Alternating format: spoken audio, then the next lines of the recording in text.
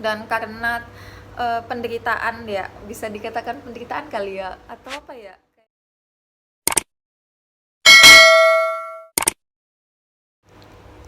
Hai everyone, welcome to my YouTube channel. Dan ini adalah video pertama aku di YouTube channel aku.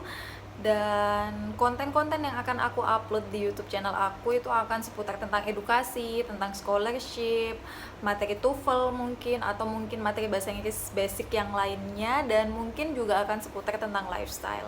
Dan video pertama aku ini aku bakal ngebahas tentang perjalanan aku dapetin beasiswa LPDP sampai orang tua aku diundang ke Jakarta oleh Pak Menteri Pendidikan waktu itu untuk mendapatkan penghargaan sebagai orang tua hebat. Kalau kalian mau tahu kisahnya, keep on watching. Nah, sebelum kita lanjut ke ceritaku, gimana aku dapetin beasiswa LPDP, aku pengen ceritain dulu sedikit ke kalian background keluarga aku. Aku ini anak keberapa, aku ini anak siapa, apakah aku anak konglomerat. Oke, jadi aku ini anak kedua dari 3 bersaudara. Aku ini punya adik dan kakak laki-laki, dan mama aku kerja sebagai penjual nasi bungkus dari sejak aku SD sampai saat ini. Mamaku masih jualan nasi bungkus. Terus papaku sebagai supir tronton waktu itu. Nah, untuk mencukupi kebutuhan kami sehari-hari sama biaya sekolah kami waktu itu, aku sama kakakku ini rajin banget buat bantuin mamah di warung. Jadi mamaku ini buka warung itu jam 5, guys. Jam 5 subuh itu udah siap semua makanan. Jadi sekitar jam 3 malam itu mamaku itu masak. Dan pada waktu itu mama masih belum punya pembantu, jadi masih masak sendiri semua, hanya dibantu papa aku dan juga mas aku waktu itu. Jadi kita semuanya gotong royong buat bantuin mamaku. Jadi jam 3 subuh itu kita bangun bantuin mama masak, bantuin masak nasi, masak semuanya lah. Nah, terus nanti kalau udah azan subuh gitu, mama nyuruh tidur dulu, takutnya nanti sekolah ngantuk. Jadi tidur dulu aku, habis sholat subuh tidur, nanti jam 6 sama mama dibangunin lagi buat berangkat sekolah. Kayak gitu terus sampai aku SMP. Sampai aku SMA. Nah, di SMA ini mamaku itu sudah mulai rame. Jadi mulai dari SD, SMP, SMA ini udah mulai berkembang dikit lah penghasilan mamaku dari warung itu. Jadi udah mulai bisa punya pembantu di situ. Jadi mamaku nggak sendirian lagi masa-masanya, sudah ada yang bantuin. Jadi aku bisa tidur bangun jam 5-an gitulah. Tapi aku tetap bantuin mama jualan nasi. Jadi waktu aku SMA itu, ini buat teman-temanku yang SMA pasti tahu, aku kalau ke sekolahan itu bawa nasi bungkus, guys. Aku bawa nasi bungkus, aku bawain jualan dagangannya mamaku itu ke sekolah. Aku jualin ke teman-temanku di sekolah, buat mereka yang nggak bawa makanan atau nggak sarapan. Nah, itu aku jualin nasi bungkus. Nggak cuma di situ, waktu aku SMA kelas 3 itu kan ada bimbel ya, kalau pulang sekolah itu ada bimbel. Nah, itu aku buka menu pesanan gitu loh buat teman-temanku. Jadi siapa nih yang mau pesen nasi? Nah, nanti aku catetin semuanya. Pas bel pulang sekolah itu aku langsung pulang ke rumah buat ngambil pesenannya teman-teman. Jarak aku dari sekolah SMA sampai aku nyampe rumah aku itu sekitar 15 menitan lah, soalnya rada jauh sih, sekitar 5 kiloan dari rumahku ke SMA aku itu. Jadi waktu teman-teman istirahat nungguin buat bimbel, aku pulang buat ngambilin pesanannya mereka. Jadi aku nyampe sekolah ya aku langsung mulai lesnya kayak gitu. Jadi waktu SMA pun aku masih bantuin mamaku itu jualan nasi, meskipun aku kadang itu nggak ikutan bangun malam gitu, karena mungkin mama takut aku sama masku itu kecapean kayak gitu. Terus habis itu lulus SMA ini aku lanjut S1. Cuma sebelum aku lanjut S1, aku itu waktu itu udah nggak mau lanjutin kuliah karena aku ngerasa kan waktu itu masku sudah S1 semester berapa ya, kalau nggak salah semester 4 deh, 4 apa 5 gitu. Nah, masku itu kan juga kuliah. dapat beasiswa juga, cuma kan tetap butuh buat kehidupan sehari-harinya kayak gitu kan. Jadi aku takutnya itu nggak cukup buat aku lanjut kuliah. Jadi aku bilang sama mama papa, aku nggak usah lanjut kuliah dulu, aku nunggu Mas Dodi selesai kuliah. Cuma masku itu selalu mensupport aku gitu, setiap setiap itu masalah tentang pendidikan, masku itu selalu memberikan dukungan 2000%. Jadi karena waktu itu aku bilang nggak usah kuliah, dan mama papa aku juga bilang ya udah nggak apa-apa kalau emang nggak mau kuliah, tapi masku itu masih pengen aku kuliah, pokoknya tetap harus kuliah. Dan kata-katanya masku yang masih aku inget banget sampai sekarang itu, kamu jangan pernah takut buat lanjut pendidikan karena biaya, karena rezeki itu bakal ngikutin seseorang yang menuntut ilmu, bukan orang yang menuntut ilmu ngikutin rezeki, karena akan Allah bagi-bagikan rezeki untuk setiap orang yang menuntut ilmu. Jadi kalian jangan pernah takut kekurangan setiap kalian itu menuntut ilmu. Nah, karena motivasinya masku yang kayak gitu, aku mulai semangat lagi buat lanjut kuliah. Terus juga masku juga bilang kalau nanti bakal dibantuin buat cari beasiswa kayak Mas juga di kampus S1. Nah, ya udah, aku daftar langsung waktu itu beasiswa bukan. Aku daftar waktu itu S1 melalui jalur bidik misi. Cuma dilalahnya entah aku ada kesalahan administrasi atau salah apa gitu, jadi waktu itu beasiswaku itu ditolak, aku nggak dapat beasiswa selama 1 semester. Tapi di semester 2 aku daftar beasiswa lagi dan alhamdulillahnya keterima. Jadi aku itu dapat beasiswa dari aku semester 2 S1 sampai aku lulus. Aku lulus kuliah itu 3 tahun setengah. Aku masuk S1 tahun 2013 dan aku lulus tahun 2017 bulan Februari apa bulan Maret gitu kalau nggak salah waktu itu. Dan wisudaku itu masih bulan Oktober, jadi aku masih punya spend beberapa bulan buat nungguin wisuda. Nah, di spend waktu itulah aku gunain waktuku buat persiapan LPDP. Nah, itu adalah sedikit kisahku dengan keluargaku, kisah orang tuaku yang selalu mensupport aku, masku yang juga yang selalu mensupport aku sampai aku sekarang. Nah, lanjut ke perjalanan aku daftar beasiswa LPDP. Jadi aku itu daftar LPDP itu pada tahun 2018.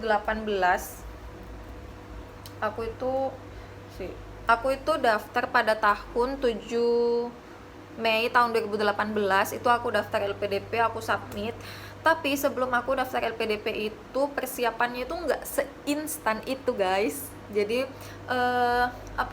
persiapannya itu aku sekitar 1 tahun lebih, karena aku ini sejak lulus S1 itu nggak tahu apa-apa tentang bahasa Inggris. Aku itu nol banget tentang TOEFL, apa itu TOEFL bahkan aku nggak tahu. Jadi aku setelah yudisium itu aku berangkat ke Pare buat belajar bahasa Inggris, dan disitulah aku belajar semuanya.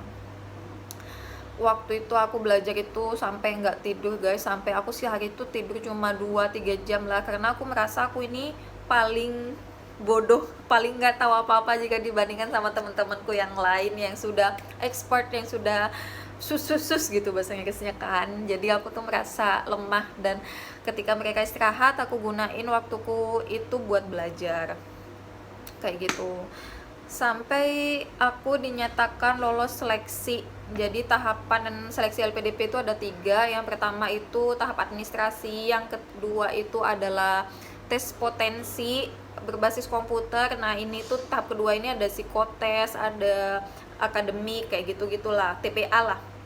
Dan yang ketiga ini interview. Nah, ketika sudah dinyatakan lolos pada tahapan interview, kalian sudah dianggap sebagai awardee LPDP dan kalian berhak mendapatkan semua fasilitas dari LPDP. Nah, pada tanggal 31 Juli tahun 2018, aku dinyatakan sebagai awardee LPDP. Waktu itu buat kalian ya, aku kasih tahu, waktu pengumuman sudah sama LPDP dikasih tahu, pengumuman sudah dicantumkan di akun masing-masing kayak gitu. Nah, itu tuh aku masih belum berani buat buka akunku karena saking takutnya aku gagal gitu. Aku takut gagal di pendaftaran LPDP ini. Jadi aku minta masku yang buka akunku. Nah, pada malam, kalau nggak salah jam 7 malam waktu itu aku dikabarin kalau aku dapet beasiswa dan aku lolos seleksi. Alhamdulillah banget, aku seneng banget waktu itu, aku sampai sujud syukur waktu itu. Nah, posisi aku waktu itu tuh di Pari dan mama papa aku di rumah. Masku itu kalau nggak salah masih di kampus. Jadi aku waktu itu tuh seneng banget, sampai aku sujud syukur, aku telepon mama papaku dan mamaku nangis. Alhamdulillah Novi juga bisa nyusul Mas kuliah S2 kayak gitu. Sampai karena mamaku nangis ya aku juga ikutan nangis dong. Ya Allah, alhamdulillah banget berkat dukungan dari keluarga aku, doa-doa dari orang tua, aku bisa lanjut pendidikan S2 kayak gitu. Dan nah disitulah perjalananku dimulai. Aku daftar eh, S2 di UGM itu pada tahun 2019 bulan Februari. Nah, itu aku masuk jadi mahasiswa UGM dan alhamdulillah aku sudah menyelesaikan pendidikan aku pada tahun 2021 pada bulan Juli kemarin, dan aku baru selesai di wisuda minggu lalu. Alhamdulillah banget, aku seneng banget atas dukungan dan semua support dari orang-orang terdekat aku bisa sampai pada titik ini gitu. Nah, itulah sedikit perjalanan aku dapetin beasiswa LPDP kayak gitu. Nah, terus pertanyaannya, Nop, kok bisa sih mama papa kamu itu dapetin penghargaan orang tua hebat, caranya itu gimana kayak gitu. Jadi yang dapat beasiswa di keluarga aku buat lanjut pendidikan S2 itu nggak cuma aku. Jadi aku ini bukan orang pertama. Mas aku yang selalu aku ceritain di awal tadi, yang selalu support dan dukung aku, dia itu alhamdulillah keterima juga beasiswa LPDP pada tahun 2015, dan dia diterima di USA jurusan hukum di Michigan University kalau nggak salah waktu itu. Dia sudah lanjut pendidikan di USA dan selesai pada tahun 2017 atau 18 gitu ya, aku lupa. Pokoknya selesai, masku itu selesai S2, aku keterima S2 kayak gitu. Nah, karena mama papa aku ini yang bukan dari keluarga yang mampu, jadi dianggap mama papaku ini sudah berhasil membesarkan kedua anaknya dengan cukup baik kayak gitu. Jadi masku waktu itu dihubungi sama salah satu tim dari majalah Orang Tua Hebat. Jadi sebelum mama papaku itu diundang ke Jakarta buat dapetin penghargaan, mama papa aku itu diinterview guys. Mama papa aku itu terbit di salah satu majalah Orang Tua Hebat. Selain terbit di media cetak, mama papaku itu juga dipublish di di majalah internet, apa sih itu namanya apa sih itu namanya, ya itulah ya. Nah, nanti linknya aku kasih ke kalian di description box, bisa kalian lihat dan baca-baca. Nah, di situ kan mamaku itu diinterview sama salah satu tim dari majalah Orang Tua Hebat dan ditanyain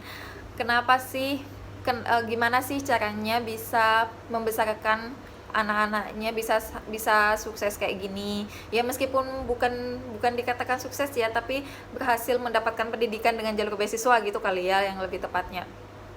Gimana sih caranya dan motivasinya apa sih bisa bisa memberikan pendidikan yang layak gitulah ya pada anak-anaknya. Nah, aku inget banget waktu itu mamaku itu bilang ke timnya itu, ke panitianya itu bilang gini, mama papa aku itu dari dulu nggak pengen anak-anaknya bernasib sama seperti kami itu tidak mendapatkan pendidikan yang baik selama kami itu masih kecil gitu. Jadi mama papa aku itu pengen anak-anaknya ini memiliki pendidikan yang jauh lebih baik dibandingkan mereka. Gak pengen anak-anaknya diremehkan sama orang lain, gak pengen anak-anaknya itu mendapatkan pengalaman buruk yang kayak kita lah katanya. Ya gimana ya, dulu itu saking gak punyanya mama sama papa katanya, waktu aku masih belum lahir, waktu masih ada masku aja, mereka makan aja tuh pakai jagung guys, jagung yang kalian tahu nggak sih, kayak jagung yang udah dijemur, habis itu jagungnya kayak popcorn gitu loh, tapi nggak ngembang. Nah mereka itu makan itu buat buat ngenyangin, saking nggak punyanya beras, saking nggak punyanya uang buat beli beras, jadi mereka itu makan jagung yang udah dijemur kayak gitu, habis itu digoreng, habis itu dimakan, diminumin air, udah kenyang, saking nggak punyanya uang waktu itu gitu loh. Dan mama papaku itu nggak pengen kejadian itu tuh terjadi sama anak-anaknya.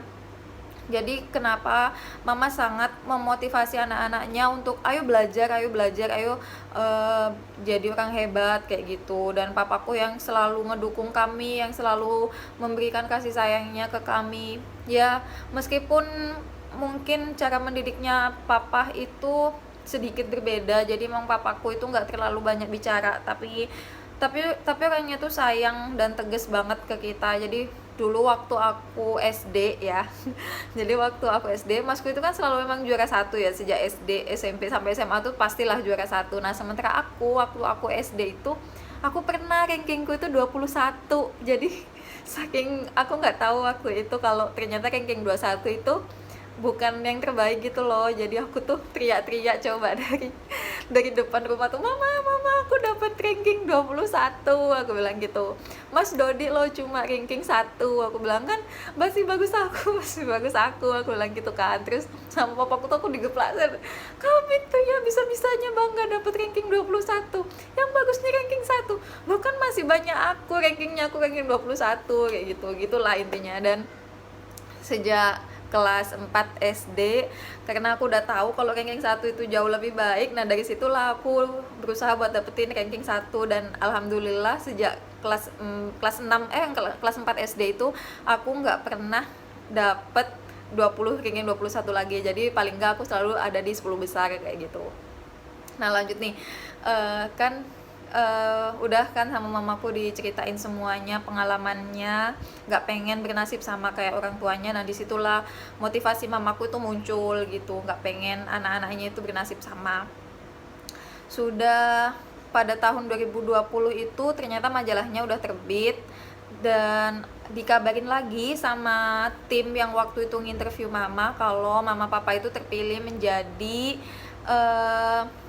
orang tua hebat, terpilih menjadi mendapatkan penghargaan orang tua hebat dan diundang ke Jakarta.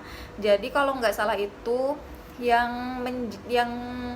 apa ya, yang didaftarkan menjadi orang tua hebat itu banyak kalau nggak salah, dan hanya beberapa yang mendapatkan kesempatan untuk langsung ke Jakarta menerima penghargaan orang tua hebat langsung dari Pak Nadiem Makarim waktu itu.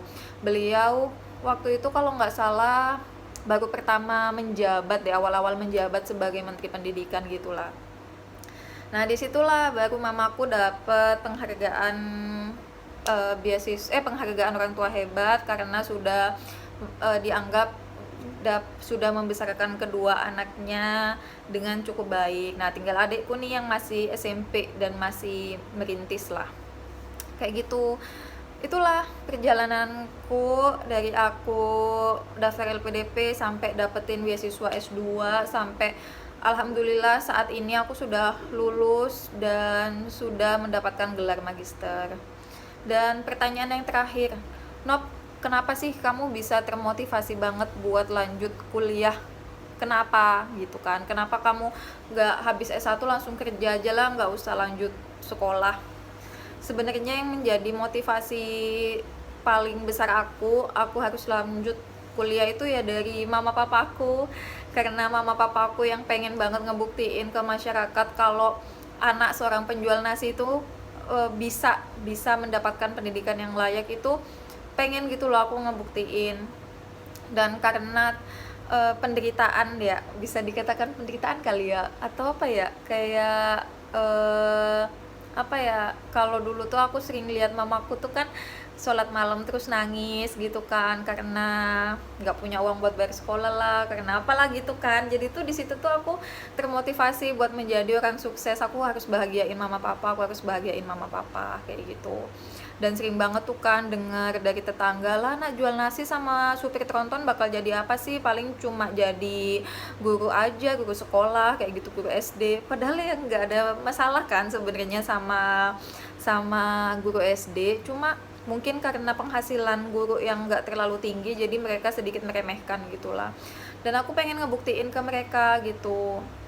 Alhamdulillah banget, masku, kakak pertamaku ini sudah sukses, ya bisa dikatakan sudah mulai sukses lah ya, karena sejak masku itu lulus S2, alhamdulillah dapat pekerjaan dan menjadi staf khusus di Kementerian Desa.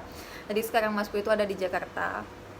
Alhamdulillah banget, dan itu tuh semua berkat doa dan dukungan dari keluarga terdekat kami, dan semua itu ya Allah berikan melalui apa ya, proses yang kami jalani dan semua doa-doa yang kami panjatkan.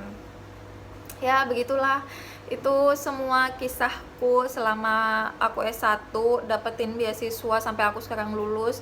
Jadi buat kalian yang masih berjuang, buat kalian yang masih berproses, tetap semangat, nggak boleh putus asa. Pokoknya kalian harus ingat bahwa ada orang tua yang harus kalian bahagiakan, ada keluarga kita yang harus kita bahagiakan. Nah, jadikan itu motivasi buat kalian, jadikan itu salah satu dorongan buat kalian menjadi orang hebat. Oke, di situ saja guys. Wah, lumayan ya ternyata kisahnya sampai 20 menit lebih. Semoga kalian suka. Jangan lupa dukung channel aku dengan cara subscribe, komen, dan share ke teman-teman kalian. Semoga aku bisa ngasih konten-konten yang bermanfaat buat kalian semua. Oke. Sekian video kali ini, see you on the next video, bye bye.